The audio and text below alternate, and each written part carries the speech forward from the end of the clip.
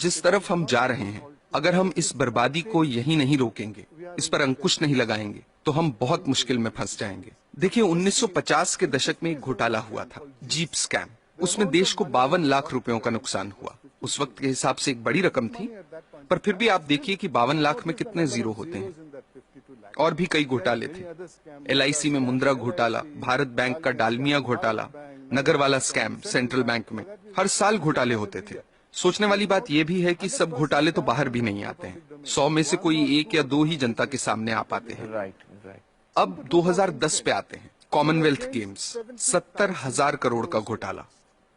2G scam, 1,76,000 crore. 2012 पे आइए, Colgate घोटाला, 1,86,000 करोड़। अगर 1,86,000 करोड़ रुपए का एक घोटाला होता है, तो देश की अर्थव्यवस्था पर क्या असर होगा, आप अंदाजा लगा सकते हैं। 1987 में देश के प्रधानमंत्री ने क्या कहा था, वो याद कीजिए।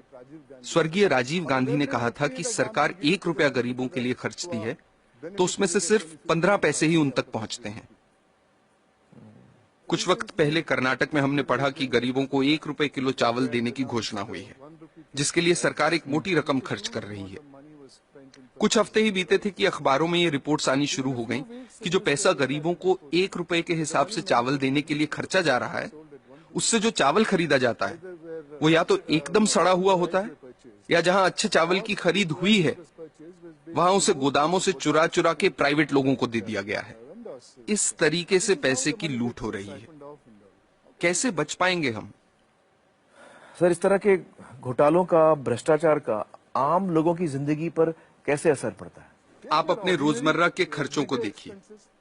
पिछले साल के मुकाबले इस साल कितनी महंगाई है, क्योंकि जो पैसा देश के विकास के लिए रखा गया है, जिसे देश की प्रगति के लिए इस्तेमाल में लाना चाहिए, वो पैसा 85% चुरा लिया जाता है। देश के प्रधानमंत्री ने कहा था, मैं नहीं कह रहा, मेरे अंदाजे से तो अगर 1988 में 1 रुपए में 15 पैसे ही सही जगह पर पहुंचते थे, तो आज 5 रुपयों में से 15 पैसे पहुंचेंगे। ये हो रही है हमारी तरक्की। हम लोग, आप हेल्थ केयर को लीजिए। सरकारी अस्पतालों को काफी नजदीक से मैंने देखा है कि वहां क्या हो रहा है। मैं आपको एक मिसाल देता हूं। 2010 में एक गांव की महिला डिलीवरी के लिए सरकारी अस्पताल आई। उससे पैसे मांगे गए, उसके पास पैसे नहीं थे। अस्पताल ने साफ इनकार कर दिया। महिला के साथ जो व्यक्ति था, वो पैसों का इंतजाम करने गांव भागा।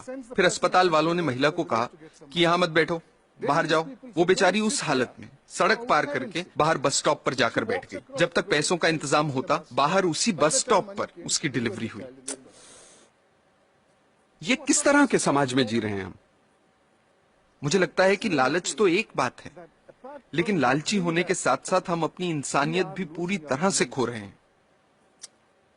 हम इंसान से शैतान बन रहे हैं। हमें इस बात से कोई फर्क नहीं पड़ रहा कि दूसरे लोगों के साथ क्या हो रहा है। हर जगह, हर डिपार्टमेंट का यही हाल है।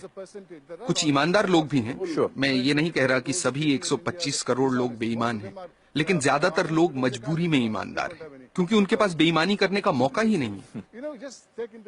आज के हालात ऐसे हैं कि एक आदमी जो बड़े ओहदे पे है, वो अगर दूसरे पर उंगली उठाकर कहता है कि आप भ्रष्ट हैं, करप्ट हैं, तो सामने वाला इनकार नहीं करता। वो पलटकर कहता है कि आप नहीं हो क्या भ्रष्ट?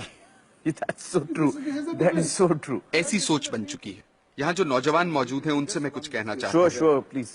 मेरी पीढ़ी के लोग अब हालात नहीं बदल पाएंगे। अब सिर्फ आप ही हालात बदल सकते हैं। और आपके लिए अच्छी बात यह है कि लालच सब सरहदें पार कर चुका है, सिर के ऊपर निकल गया है। अब और ऊपर जाने की जगह ही नहीं बची। आपके पास मौका है उसे नीचे लाने का। ये काम आपको जरूर करना है, मेरी खातिर नहीं, अपनी खातिर, अपने बच्चों की खातिर।